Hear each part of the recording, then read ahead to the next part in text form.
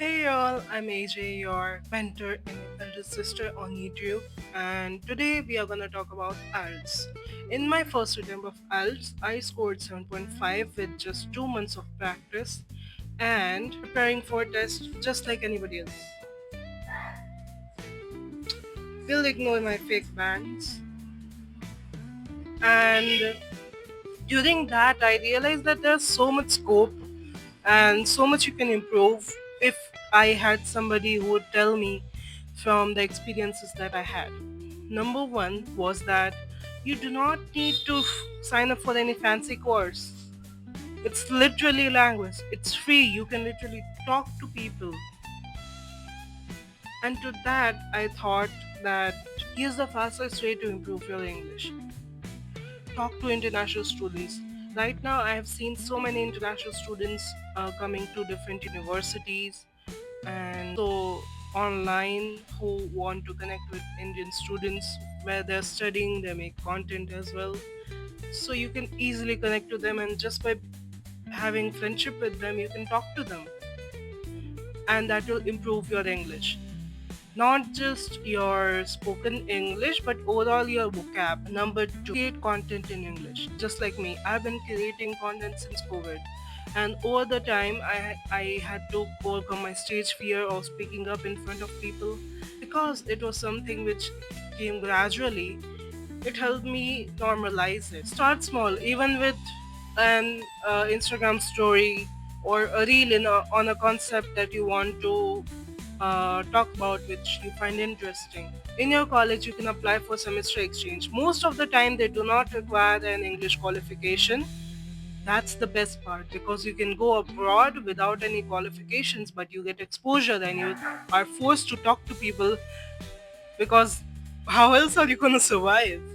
And it is not pressure based learning but situation based learning, which you can easily get adapted to over some time, and you'll even make friends which will be lifelong friends. In my case, I got the opportunity to travel abroad to Portugal, and I made so many friends, and most of my English improved there. English language vocab plus pronunciation. I went to Europe, so that's what I had to do for English, as that was the only common language we had. If you want to join a consultancy, there are a couple of pros and cons. Consultancies, in my case, I got lucky that the professors that they had were really good. They were not sexist like most of the Indian teachers are, and I'm really glad and I feel really honored to be learning about the test from them, because even if you know the language, which was in my case, preparing for a test is different than knowing the language. You have to be habitual to the format of the test and make yourself mentally ready in order to understand the content of it, and when you have to take it and you need to know which words or which concept to grasp. But you have to see the cons in the consultancy as well. Some of them don't provide good tutors, which would hinder the way you will take the test and your marks. And also because they do not inform them about pros and different types of tests available. In ours, there are two tests: computer based and paper based.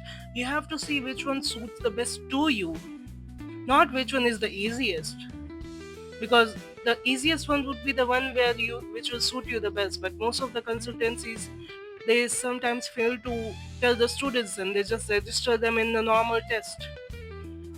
I would suggest go for computer based tests because there are less people and we are technologically sound in this age.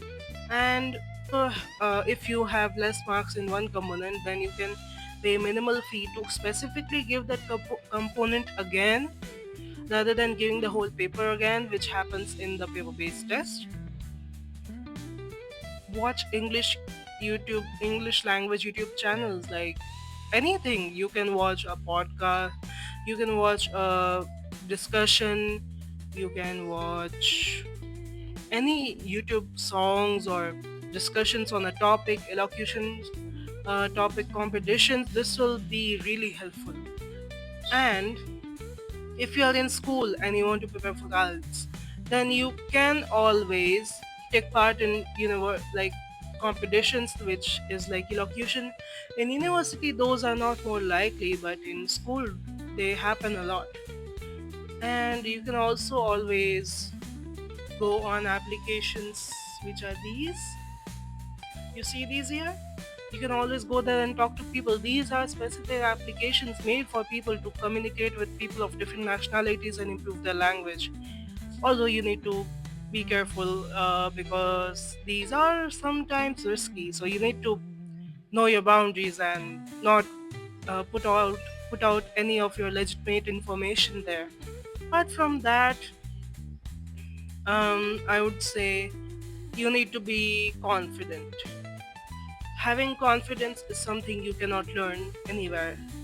You need to be confident in what you speak, even if what you speak is wrong.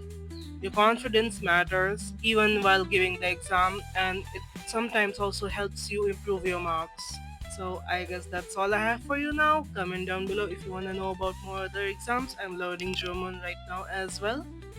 And alright, see ya.